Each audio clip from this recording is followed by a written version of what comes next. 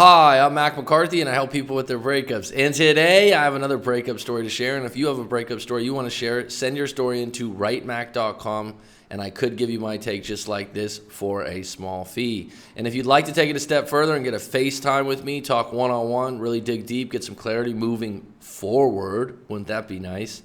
With your situation and your breakup. And even if you haven't broken up yet, but you're looking at a breakup, it might be a good time to contact me. So if you like this video, throw me a like. If you want to give this person a comment to maybe help them out, something you could shed light on, some situation that you've been in before that you want to share, put it down below in the comments. And if you'd like to subscribe. And if you really like the content on this channel, then punch that bell next to the subscription button or subscribe button, and you'll get updates every time a live stream drops. Okay, let's get into it. Hi, Mac. My ex-boyfriend and I were together for just over 3 months, and I have been broken up about a month now. Okay, so 3 months isn't a very long relationship. It's something, but this is going to be something that you can probably get over a lot quicker than someone in a year, 2 years, 3 years. The amount of time you've been together counts. But I will say that being together for those 3 months was probably a honeymoon phase, so it's a little bit more intense. You probably haven't had the same problem someone has in a year, 2 years, 3 years. I'll just dive it right into this. Well, that's the way I like it. My ex-boyfriend and I were both basically single for a year prior. We had each been on dates and were talking to people, but it never worked out because we never felt a spark or genuine connection. He had seen me out a few times but never came up to me, then found me on Instagram. We began texting in the beginning of January and went on our first date mid-January. Well, good for you. We both felt an immediate connection to each other and honestly a spark we both said we never felt before. Well, isn't that special? Rose petals and wine glasses. Good for you. Isn't that a great feeling when you do feel that spark initially? And your relationship should start this way. If it starts out kind of like, oh, we didn't really connect, and it grew into that, it usually isn't going to be good overall. It should have a good start, okay? Sometimes people, we were together for 3 years and we broke up 8 times. What? How was it in the beginning? Well, in the beginning this happened and that happened. Well, it started out bad. That's why it continued to be bad. He asked me to, sorry, I lost my spot there. We both felt an immediate connection. He asked me to be his girlfriend after a week.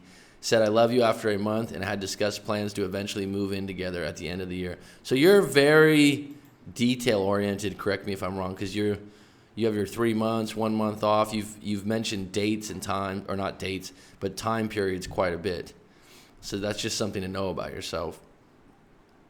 About a month into our relationship, we got into a dumb argument because he was running late to hang out again because he was working. So right there, what I said prior to this about you being detail-oriented, you probably don't like when people are late and it irritates you, and it's something that's a pet peeve. So not everyone cares that much, right? If he was running late to hang out, what was his reason would be the first question. People run late sometimes as a habit. They do it all the time, and that's when it gets irritating for people that are always on time. But a lot of times the people that are late just believe that's just how they are. They don't understand, like, no, you can be on time if you really work at it. You leave earlier from work. But if they were late because there was an actual problem, like an accident on the road or something like that, you got to hear them out. He works a lot and travels for work a lot, and I felt as though I was as understanding as I could be about even though it was shitty not being able to see him a lot. Well, that's something you need to accept or not accept. If he travels a lot from work and he did that before meeting you, and that's a big part of his life and it's, dare I say, his career, you're going to have to find a way to adapt and meet each other halfway. The specific instance, he had a really hard work week at work on top of me going off about him being late again. He broke up with me. Well, that means that he's probably putting work first, and he doesn't know, he's not seeing a way that he can fit you in and satisfy your needs as far as him giving you more time. For a day, literally 24 hours later, we met up and discussed everything, and we're fine. We went on vacation together, 6 days together, and had an amazing time. Well, that's what vacation should be. The issues we had in our relationship he felt were that I wasn't able to properly manage my emotions. So he's probably someone that manages his emotions quite well and probably doesn't deal with someone as emotional as you. But if he's saying that, I would dig a little deeper and say, specifically give me an instance where you're talking about it. So that's a broad statement, and when someone says that, you kind of take it, wow, just anytime I have emotion, well, what are you talking about? What really affected you? And then you guys can dig a little deeper on that. Another big issue was the fact that he would be moving to Florida in May, not 100% moving, as his work is in CT, so he would be back and forth a lot. So bottom line, like I said, his job is paramount to him right now. You're only in a 3-month relationship, so his job's probably going to come first.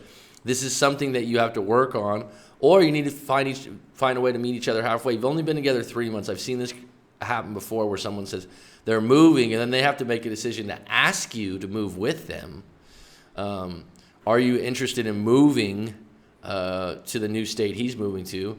And instead of complaining or looking at the problem, how could it be fixable? How could you make it work? How can you meet each other halfway? We ended up having a conversation about it in April where I confronted him for a few comments he made that I really hurt my feelings and upset me. So there we go again, that you're highly emotional, which he said he doesn't deal with well. He made a comment that I used to be skinnier last year. Hint, hint. Not all men like women that are skinny. I mean, you could have took that out of context. That's a statement that could be taken a few different ways. And the conversation quickly turned into him breaking up with me. Well, he had said earlier that you get emotional or overreact, dare I say, more than he likes. His reasonings were that he feels like he needs to walk this next stage of life alone, and that the unnecessary arguments made the relationship not worth it to him. That sounds very clear to me. His reasons you may not like, but he's conveying exactly what he feels, it sounds like. You can take it or leave it, but you need to accept it, okay? I did what everyone is not supposed to do for about 2 weeks. I begged and cried while he continued to get colder. Well, you're an emotional person, which he's established. It hits you that you're actually breaking up and you have this great connection. And I think in this particular situation, he's made his decision. And again, he's put work first. And he's given you the exact reasons why. Okay, you need to accept that moving forward.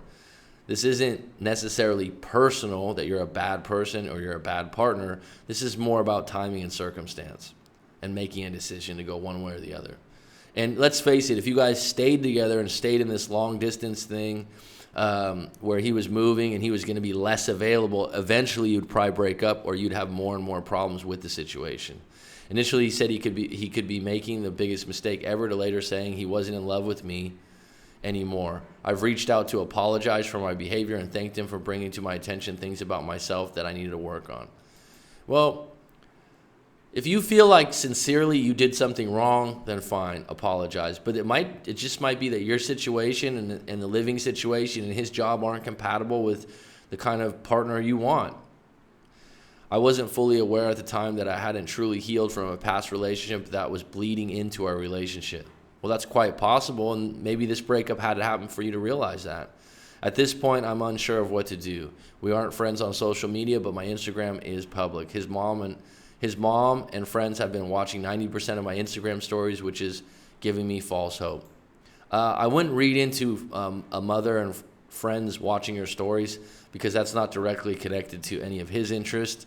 The fact that he watches your Instagram stories or doesn't watch your Instagram stories just depends on how much of a social media person he is.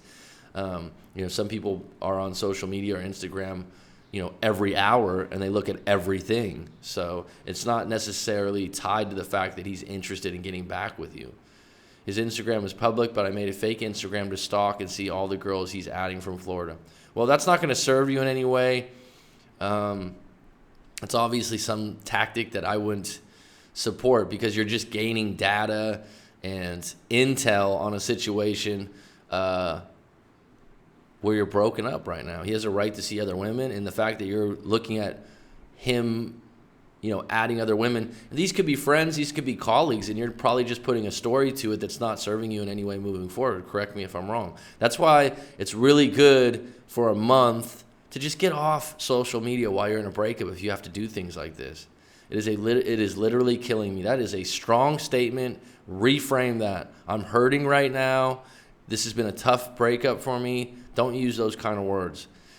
And go back to the fact that you think that your past relationship is bleeding, you haven't healed from that past relationship. And I would say that possibly if you want to do a live coaching with myself or someone else, or seek some therapy and really dig into that right now, so the next time you get in the next relationship or this relationship's revisited, you heal that past relationship and you understand where you're coming from. Because right now you're not ready if you're stalking him and creating a fake Instagram. And let me give you credit for mentioning that in the story, because a lot of people would leave that out because that doesn't make you look very favorable. And the fact that you're sharing that is you being very honest with yourself. But I'm going to tell you right now, that's ridiculous behavior, and you need to catch yourself right now and go, I don't want to be that person, right? You're capable of that, okay? So moving forward, you need to unpack the relationship before this one, right? And get into details and understand why you don't feel like you're healed from that, and heal. I've been in no contact and will continue being in no contact, but I'm losing hope. The whole point is, when you're in no contact, is not to have hope, not to think about hope of getting back together, but really work on yourself, really look at areas in your life that you want to work on. See, if this guy said, oh, you were skinnier last year, does that bother you because it's true? Does that bother you because you feel like you're fat now? I mean, really unpack that. Why is that affecting you, and should it affect you? Infect you? No, affect you. I'm so confused because we both said we felt such strong connection, and he said he felt more strongly about me than he did with any ex-girlfriends, even though we were only dating a short period of time. Please help. Well, I'm helping you the best I can. I'm telling you right now, he was quite clear on his reasons. He felt like you were a little bit too emotional about things. Translated interpretation is you overreact, put him in situations that he doesn't like. And let's face it, he's moving to a state that's far away from where you currently live, and it would be a chore to see each other right now. So that's not personal. He had to make a decision about work or a relationship. And at some point, this relationship was probably going to end anyways with the time of you guys having to see each other. Can it be revisited in the future? Possibly, because 3 months doesn't leave really a deep wound. You guys don't have layers of problems here. But right now, you need to get into a mode where you stop looking at his social media or stalking social media and creating fake files. You need to get into a mode where you embrace no contact as a time to heal from that past relationship.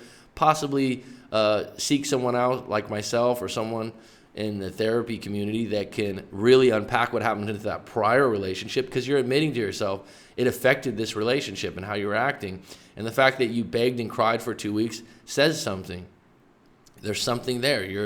You're really needing and wanting a relationship, and you weren't really able to accept the truth that he was telling you.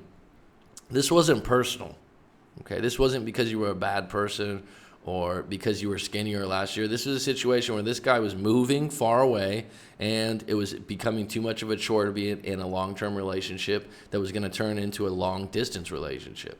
So I hope that helps you. Please visit writemac.com if you have a breakup story you want to share, or if you'd like to book a live coaching with myself.